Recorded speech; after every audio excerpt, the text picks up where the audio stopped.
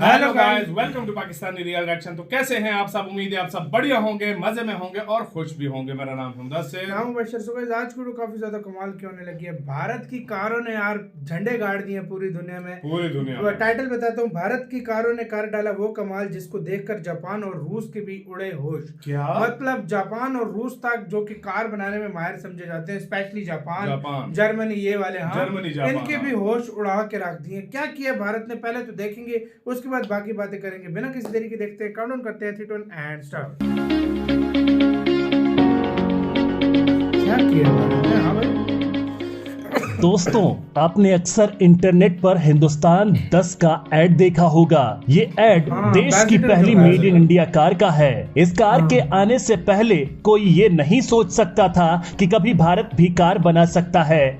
लेकिन देखिए, वक्त बदला, सोच बदली, हालात बदले और आज भारत ऑटोमेटिव इंडस्ट्री में कार बनाने में तीसरे स्थान और कारों की बिक्री के मामले में दूसरे स्थान पर खड़ा है।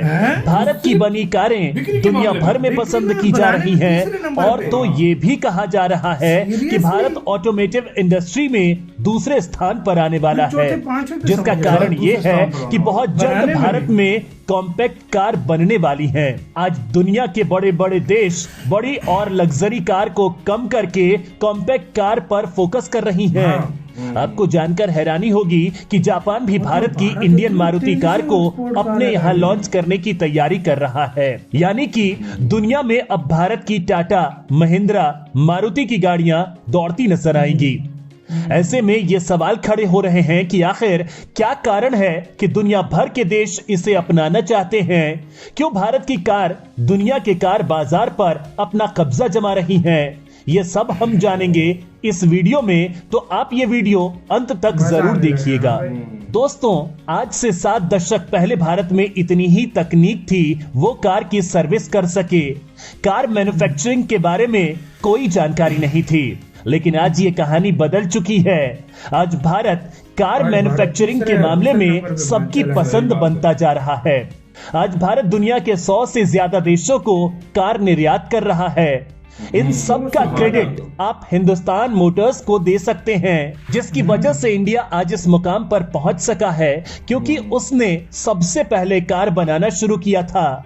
दोस्तों, साल 1947 में आजादी के बाद देश की इकोनॉमी थोड़ी अनस्टेबल थी। उस वक्त यहाँ वाहन उद्योग ने विकास करना शुरू ही किया था। तब यहाँ ट्रैक्टर व्यावसायिक वाहनों और स्कूटरों तक सीमित था, क्योंकि कारें तब विलासिता की वस्तु थी। फॉरेन कार को अफोर्ड कर पाना मुश्किल था। वहीं पब्लिक ट्रांसपोर्ट की हालत ये थी कि लोग ज्यादा थे और साधन कम थे। इतना ही नहीं, लोगों को इसके लिए 2 से 3 घंटे इंतजार करना पड़ता था और उसके बाद भी उसमें बैठने की जगह मिलेगी भी या नहीं, उसकी कोई गारंटी नहीं होती थी। इसके बाद भारतीय लोगों की जरूरत के हिसाब से पहली कार बनाई गई, जिसका नाम हिंदुस्तान एम्बेसडर। इस गाड़ी को बनाते समय जिस चीज का सबसे ज्यादा ध्यान दिया गया वो था कंफर्ट और कीमत। इसकी कीमत इतनी कम थी कि एक आम इंसान भी इसे खरीद सकता था। ये कार सारे भारतीयों की पसंद बन गई थी और इसके बाद भारत में कार बाजार का सफर भी शुरू हो गया। और हिंदुस्तान एम्बेसडर की सफलता के बाद बाकी कारों का मैन्युफैक्चरिंग भी शुरू हो गया।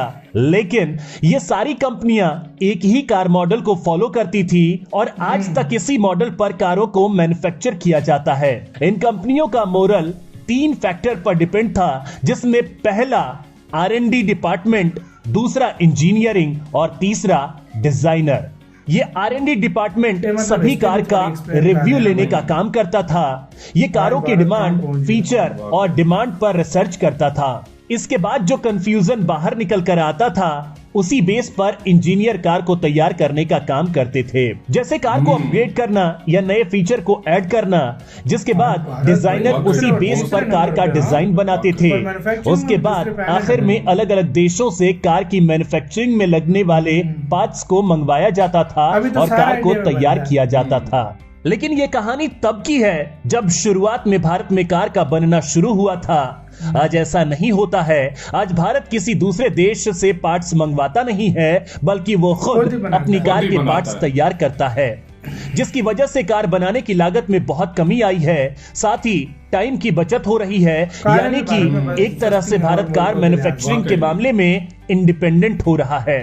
भारत के कारों की सबसे बड़ी खूबी यह है कि ये कॉम्पैक्ट कार है, यानी कि बहुत कम फ्यूल को खपत करने वाली।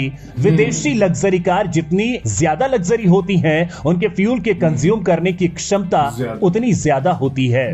वहीं दूसरी तरफ पेट्रोल डीजल के दाम आसमान पर चले गए हैं। इन्हीं सब कंडीशन को देखते हुए यूरोप की ज्यादातर देश भारत की कारों को अपने देश में लॉन्च करना चाहते हैं, क्योंकि भारत की कार कम फ्यूल के साथ साथ पोल्यूशन को कम करने पर भी ध्यान दे रही हैं।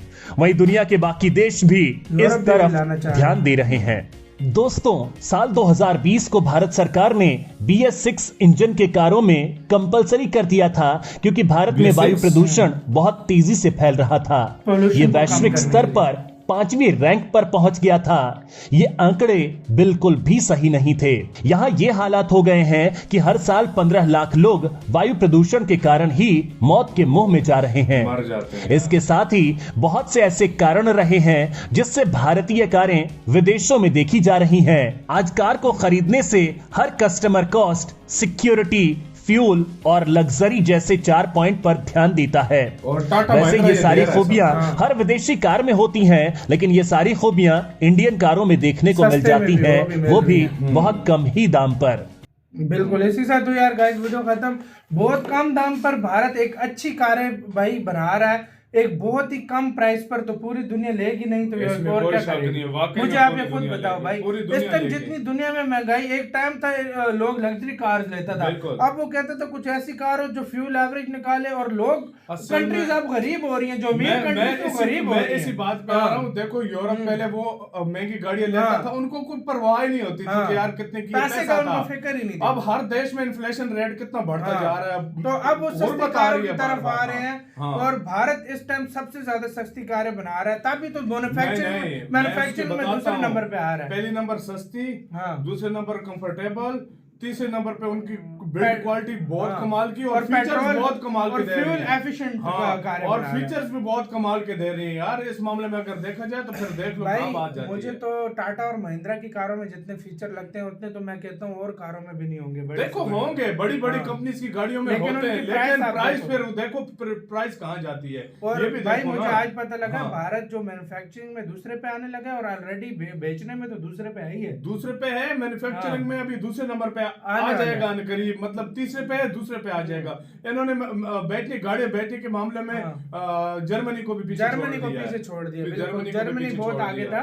जर्मनी की भी बैंड बाज गई। आप खाली मेरे ख्याल में मैन्युफैक्चरिंग के मामले में जापान है ना, शायद हाँ, जापान और चाइना से जापान और जापान को काटने लगा है। और भेजने के मामले में तो सिर्फ चाइना के बाद दूसरा शायद ये भाई, मतलब हर चीज में मुकाबला चाइना से ही भारत का होने लगा बहुत ज्यादा। आपका क्या कहना है गाइस? अपने कमेंट सेक्शन में दें। इधर वीडियो खत्म करते हैं। अपना बहुत ही ज्यादा ख्याल रखना। तो यार बाय।